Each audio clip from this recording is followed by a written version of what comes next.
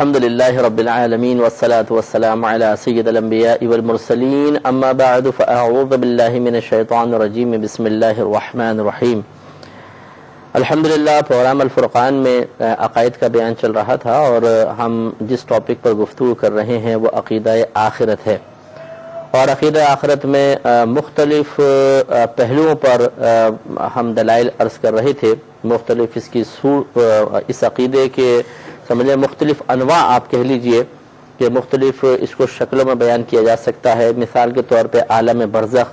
یہ بھی عقیدہ آخرت سے تعلق رکھتا ہے۔ پھر سور پھونکا جانا، پھر لوگوں کا اپنی قبور سے باہر آ کر اللہ تعالیٰ کی بارگاہ میں جمع ہونا،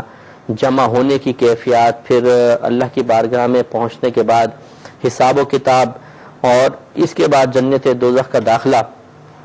حوض کوثر پر حاضر ہونا، شفاعت سرکار صلی اللہ علیہ وسلم اور دیگر اللہ تعالیٰ کی طرف سے جن چیزوں کو اجازت دی جائے گی وہ شفاعت کریں گی۔ اسی طرح پل صراط سے گزرنا، یہ سب ہمارا عقیدہ آخرت میں ہی آتا ہے کہ ہم مسلمانوں کا ایمان ہے کہ ہمارے نبی کریم صلی اللہ علیہ وسلم نے ان چیزوں کے بارے میں جو خبر دی ہے وہ بالکل حق ہے اور اس میں شک کی کوئی گنجائش نہیں ہے، ایسا ہی ہوگا۔ اور ہم اس وقت کے لیے ابھی سے ہی تیاری کرنے کے مکلف بنائے گئے ہیں کہ اس دنیا میں رہتے ہوئے روح اور جسم کے تعلق کے قائم رہتے ہوئے ہمیں اس کی تیاری کو مکمل کرنا ہے۔ تو آخرت کا حساب و کتاب، یہ بھی چونکہ عقیدہ آخرت کی ہی ایک صورت ہے، یا عقیدہ آخرت ہی اس سے بھی عقیدہ آخرت وابستہ ہے، اس کے بارے میں بیان چل رہا تھا۔ چنانچہ حدیث نمبر 5322 ترمذی اور ابن ماجہ کے حوالے سے صاحب مشکات لے کر آئے ہیں، اور حضرت عبداللہ بن عمرو رضی اللہ تعالی عنہ اس کے راوی ہیں۔ یہ کہتے ہیں کہ نبی کریم صلی اللہ علیہ وسلم نے ارشاد فرمایا کہ اللہ تبارک و تعالی میری امت میں سے ایک شخص کو قیامت کے دن مخلوق کے سامنے حاضر کرے گا، تو اس کے سامنے 99 دفتر پھیلائے جائیں گے، یعنی جتنا اس کا لکھا گیا ہوگا 99 اس کے دفتر اس کے سامنے پھیلا دیے جائیں گے، اور ہر دفتر تحت نظر ہوگا۔ دفتر میں آپ رجسٹر بھی کہہ لیں کہ 99 رجسٹر ہوں گے، اور ہر رجسٹر جو ہے وہ تحت نگاہ ہوگا۔ پھر اللہ تعالیٰ فرمائے گا کہ کیا تو ان میں سے کسی چیز کا انکار کرتا ہے، اور کیا تجھ پر میرے نگران کرامن کاتبین نے کسی قسم کا ظلم کیا ہے؟ وہ کہے گا کہ نہیں یا رب کریم، واقعی یہ تمام امور میں نے کیے ہیں، تمام کام میں نے کیے ہیں، اور کرامن کاتبین نے مجھ پر کوئی ظلم نہیں کیا۔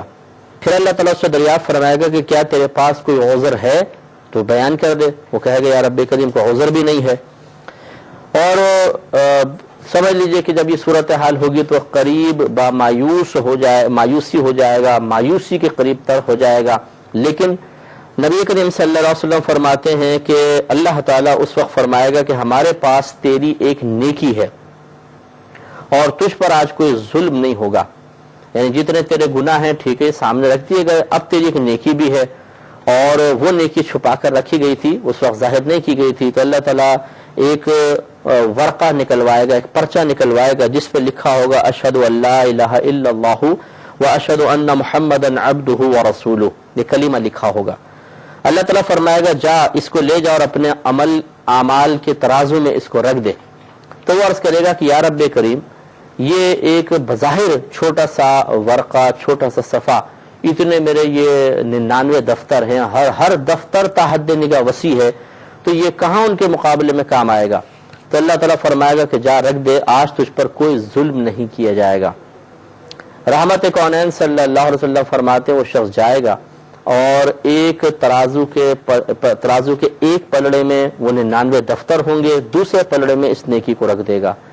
جب یہ رکھے گا تو یہ پرچہ بھاری ہو جائے گا اور تمام جو دفاتر ہیں وہ ہلکے پڑ جائیں گے۔ رحمت کونین صلی اللہ علیہ وسلم فرماتے ہیں کہ فلا يثقل مع اسم اللہ شیء، کہ اللہ تبارک و تعالیٰ کے نام کے مقابلے میں نام کے ساتھ کوئی بھی شے بھاری نہیں ہے۔ تو یہ دیکھیں اس طرح کے معاملات ہوں گے، اس لیے ہمارا عقیدہ ہے کہ حساب و کتاب ہوگا، اور اللہ تبارک و تعالیٰ کی رحمت اور کرم نوازی کے اس طرح کے بے شمار مناظر میدان محشر میں نظر آئیں گے۔ اب اندازہ کریں کہ اتنے اس کی خطائیں، اتنے گناہ، لیکن اس کے جواب میں اللہ تبارک و تعالیٰ کے ایک نام کی برکت سے اس کی بخشش ہو جائے گی، جس سے ظاہر ہوتا ہے کہ اللہ تبارک و تعالیٰ کی رحمت بخشش کے جس کو عرف عام میں کہا جاتا ہے بہانے تلاش کرے گی کہ اللہ تعالیٰ وہاں پہ اپنی رحمت کا اظہار پسند فرماتا ہے، جو بہت ہی زیادہ سرکش ہوگا جیسے کافر، منافق، مشرک، یہی ہلاک ہوں گے، باقی انشاءاللہ اللہ تبارک و تعالیٰ سب کی بخشش فرمائے گا۔ یہ ابو داؤد کے حوالے سے ایک روایت لکھی ہے 5323 نمبر حدیث کا ہے۔ ام المومنین سیدہ عائشہ صدیقہ رضی اللہ تعالی عنہا اس کے راویہ ہیں۔ یہ کہتی ہیں کہ ایک دفعہ مجھے دوزخ یاد آئی تو میں رونے لگی۔ رحمت کونین صلی اللہ علیہ وسلم نے مجھ سے دریافت فرمایا کہ اے عائشہ تمہیں کس چیز نے رلایا ہے؟ عرض کی کہ مجھے دوزخ یاد آ گئی تو میں رو پڑی۔ پھر سیدہ عائشہ صدیقہ رضی اللہ تعالی عنہا نے پوچھا کہ یا رسول اللہ صلی اللہ علیہ وسلم کیا آپ قیامت میں اپنے گھر والوں کو یاد کریں گے؟ تو نبی کریم صلی اللہ علیہ وسلم نے ارشاد فرمایا کہ 3 مواقع ایسے ہیں کہ کوئی کسی کو یاد نہیں کرے گا۔ ایک میزان کے پاس، یہاں تک کہ جان لے کہ اس کا وزن ہلکا ہے یا بھاری، ترازو کے پاس، وہاں پر یہ حساب و کتاب کے وقت کوئی کسی کو یاد نہیں رکھے گا۔ دوسرا، اور نامہ اعمال ملنے کے وقت جب کہا جائے گا کہ آؤ نامہ اعمال پڑھو، یہاں تک کہ وہ شخص جان لے کہ اس کا نامہ اعمال کہاں پر دیا جاتا ہے، سیدھے ہاتھ میں یا الٹے ہاتھ میں یا پشت کے پیچھے، جسے ہم نے پہلے وضاحت کی تھی کہ نبی کریم صلی اللہ علیہ وسلم نے فرمایا کہ کافر کی پشت کے پیچھے سے نامہ اعمال دیا جائے گا۔ اب وہ کیا کیفیت ہوگی، کس طرح ہاتھ کو موڑا جائے گا یا جسم سے گزار کر توڑ کے پیچھے نکال دیا جائے گا، بہرحال یہ اس کی ذلت کے لیے ایسا کیا جائے گا۔ اور تیسرا سرکار نے فرمایا پلسرات کے نزدیک، جبکہ وہ دوزخ کے کناروں کے درمیان رکھا جائے گا۔ میں بہک سکوں یہ مجال کیا،